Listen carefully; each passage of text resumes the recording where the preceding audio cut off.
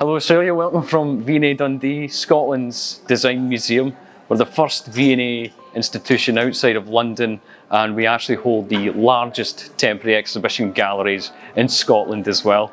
I'm just going to give you an introduction to the tartan exhibition that we have on display here until January 2024. It is the first time tartan has been made into an exhibition in the past 30 years, so it's quite a big deal for Scotland. So yeah, why don't I take us inside and have a look around.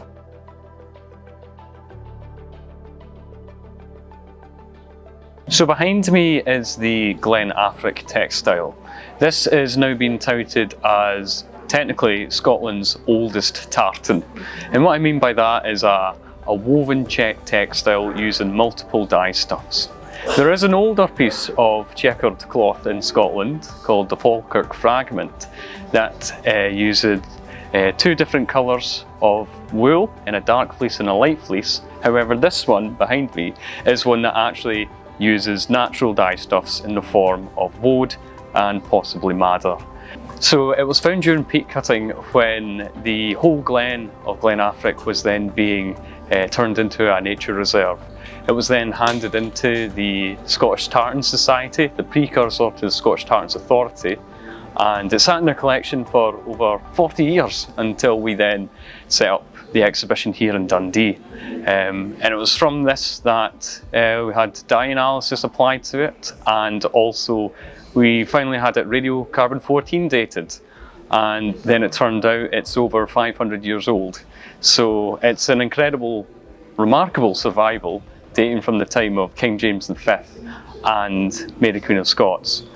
And for one thing, it's so unremarkable at the same time because it looks like it's homespun. It's probably been made in the locality, but there's not much else we know about it. However, it just shows an early example of Scotland's woven textile heritage.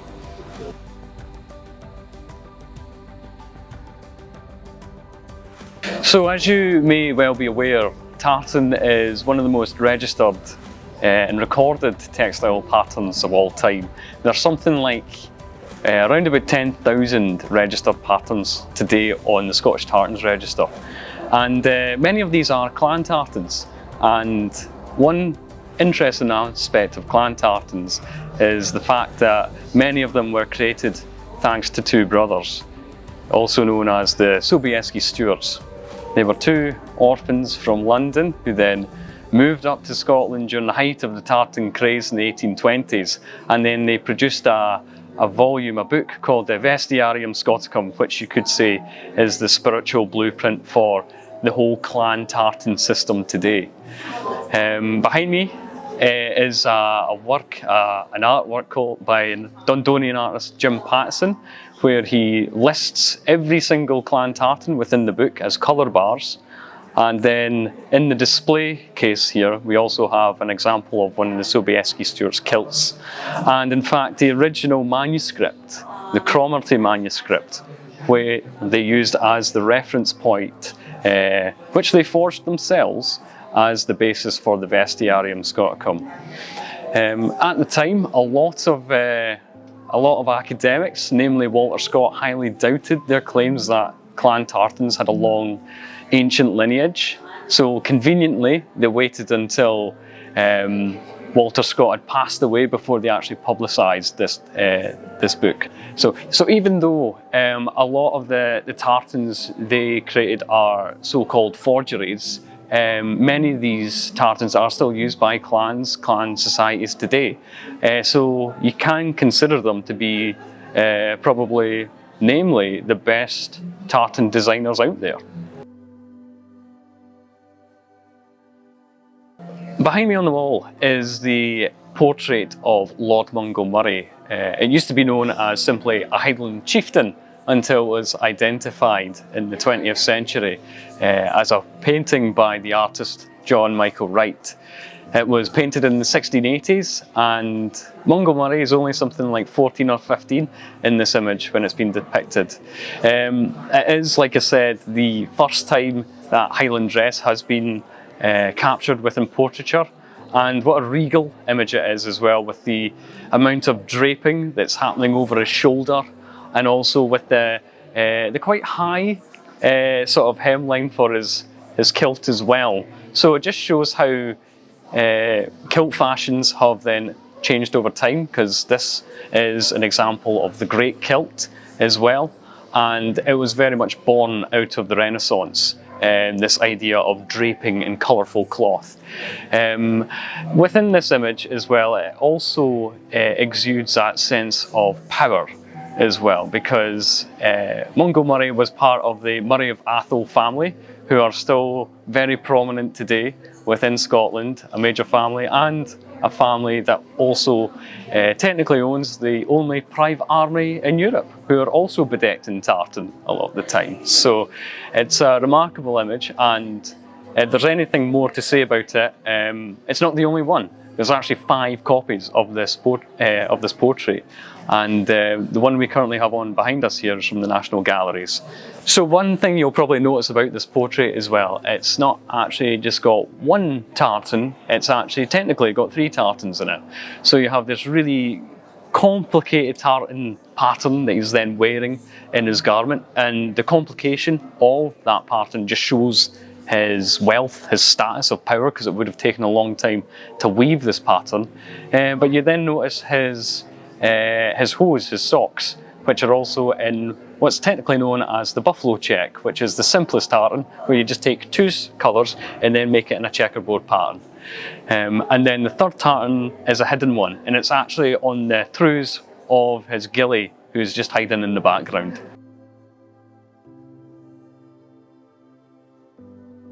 So these wonderful textiles that we have on the wall behind us here are by a Dundonian artist called Jill Kinnear.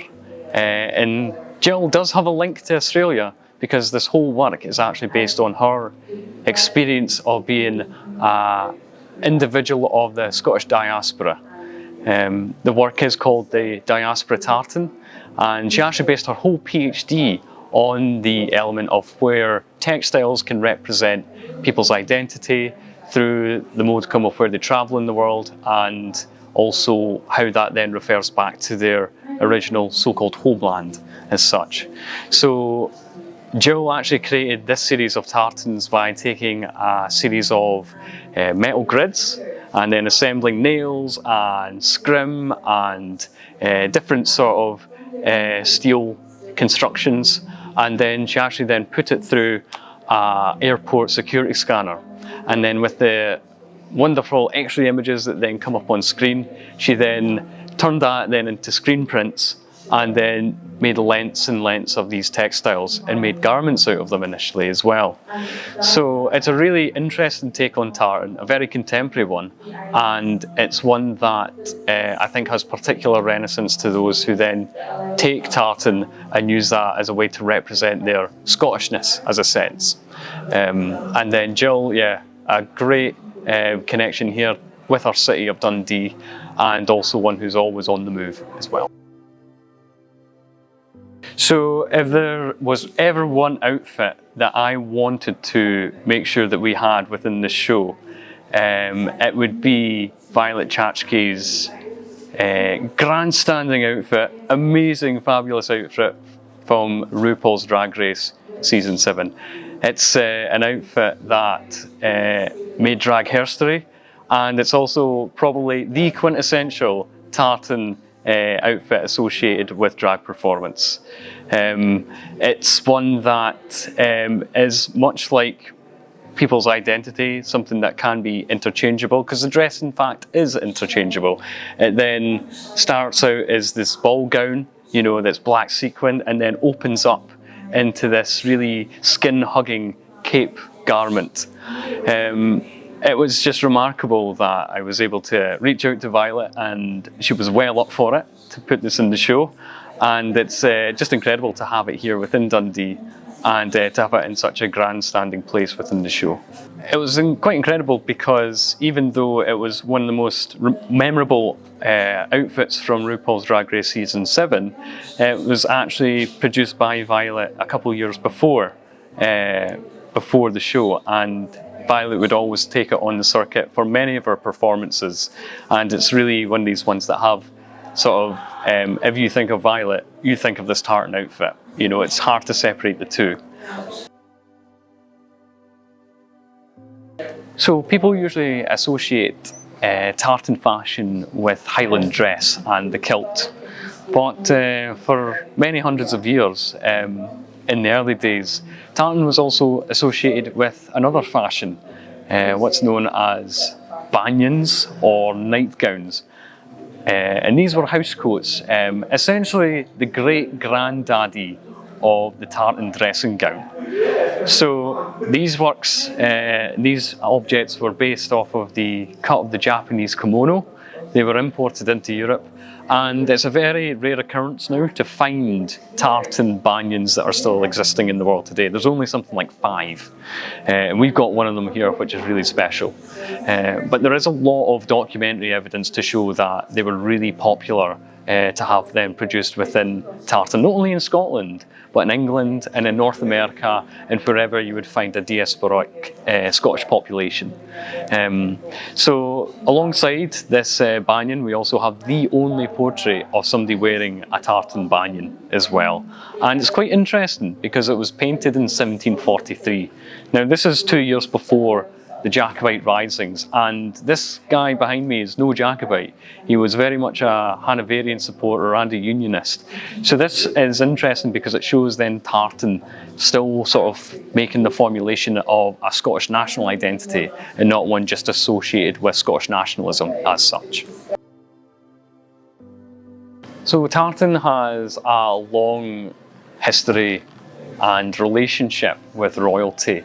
The first, or one of the first mentions of Highland tartan actually comes from the order books of King James V, and it's actually in the case here behind me, ordering a pair of tartan hose or socks for him, just ready in time for his newfound wife Mary of Guise coming over for France. This probably is a way to express his exoticness, his Scottishness in a sense, especially to the new continental bride. But now bringing it more into the 20th century, what we also have in the case here behind me is the what's known as the Suit of Two Kings. It belonged to King George V, and he would always wear it as an after-dinner suit after a day's hunting at Balmoral. He would never wear this in public, unlike his son, who then inherited the suit on his death. And that was Duke of Windsor, also known as Edward VIII. And he then modified this suit, brought in some newfound innovations like a zipper, just to make it more in keeping with the contemporary time period. He would then apparently wore it to the French Riviera after he abdicated, and apparently started the whole tartan clan craze in America. I find that story highly doubtful, but it's a nice story anyway. Alongside it is the Duchess of Windsor's kilt, dress and cummerbund designed by Christian Dior. And it's quite special that we brought these two together because it's a bit of a family reunion, because they've not probably been together since the Windsor Villa was sold off to Mohammed Al Fayed in the 1980s. But of course, we also need to talk about Princess Diana as well. Princess Diana, as a show of diplomacy, as with any royal in Scotland, always wears tartan to the Highland Games, Braemar gatherings, or any gathering in fact where they're on official duties. We do have 2 fashion sketches here for 2 outfits Diana wore. One was for the Christmas lights opening in the early 90s, and the other was for a black watch dress for one of the Braemar gatherings.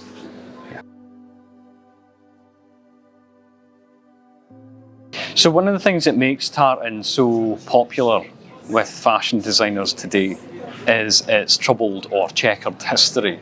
This has long been associated since the time of the Jacobite risings of 1715, 19 and 1745. And it's this time period that the contemporary designer Alexander McQueen really taps into with his work. One of the famous documents produced from this is the Act of Prescription, or the Dress Act. So this was the document that didn't ban tartan as such, but it banned Highland dress. And that's something that tartan was composed of many garments at the time. Now, Alexander McQueen then explored this history and also the clearances that happened after the Jacobite rebellions, where the Highlands were cleared and people forced into exile or to the cities and towns of the south. So in his work, he called the first collection, controversially, Highland Rape. And the next collection where he then revisited this was in Widows of Culloden. There's also a lesser known collection where he also then used tartan quite a lot, and that is in the collection Joan, where he looked at the idea of martyrdom through the Scottish martyrs of these rebellions, but also its connection to the French continent through Joan of Arc as well. And it's in fact what inspires the display here behind me is the final shot of that Joan fashion shoot where there's flames appearing from the bottom. So we decided to then make some tartanized flame 3D constructed landscapes within it. And these three pieces, there's nothing like it. You can't have a tartan exhibition ever without including Alexander McQueen in it. He has made that name for himself, and he's in fact managed to take a clan tartan and make it his own personal brand as well, which is a feat in itself. So we're currently in the section called Balmoralisation, and what I mean by Balmoralisation is the fact of using tartan almost as a state of mind. So when Queen Victoria bought the Balmoral estate, she started bedecking the tables, the floors, the ceilings, every single furnishing in tartan as well, as a way to escape the mires of court life. So we've taken that to the extreme. We've also bedecked out this section of the gallery in tartan everywhere. And also we've also taken in some contemporary examples of where people have applied this element. And what we have behind us is the Tartan Tales dressing table designed by Precious McBain, who are a design duo based out of London. Now this is a table that's fully kilted, ready for the action. Its owner is Vanessa Branson, who's the sister of Richard Branson, and she bought it in celebration for purchasing a wee island off the west coast of Scotland, as you do. It's a really interesting piece, and it really does take tartan to that level of bonkers, of humour that you find within tartan in the world throughout. So what I've shown is only a snapshot of something like 7 or 8 objects within this exhibition, which actually has something like 300 objects based over 5 sections. So I hope you've really found this interesting, found it fascinating, found it inspiring. And we hope to see you if you're over on this side of the world.